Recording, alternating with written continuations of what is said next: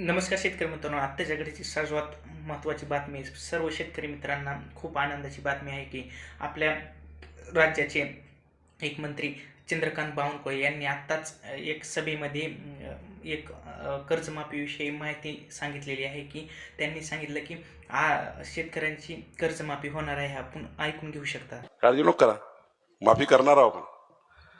पण गाडी घोडा बंगला मर्सडीज कार त्यांची नाही करणार आहे. फार्म हाऊस बांधलं शेतामध्ये, त्यांची झाली पाहिजे का कर्जमाफी? हा, आमच्या शेतकऱ्यांचं, गरीब शेतकऱ्यांचं, मध्यमवर्गीय शेतकऱ्यांचं, जो शेतकरी राब राब मेहनत करतो, व्याजावर व्याज, सरळ व्याज, व्याज व्याज भरू भरू त्या ठिकाणी तो गरीब त्या ठिकाणी कर्ज भरू शकत नाही. तो गरीब माणूस रोज खस्ता खालतोय, तो शेतकरी रोज मरतोय, त्याला आत्महत्येचा विचार करतोय. पण आमच्या सरकारने विचार केलाय, गरीब शेतकऱ्याला आत्महत्या करू द्यायची नाही.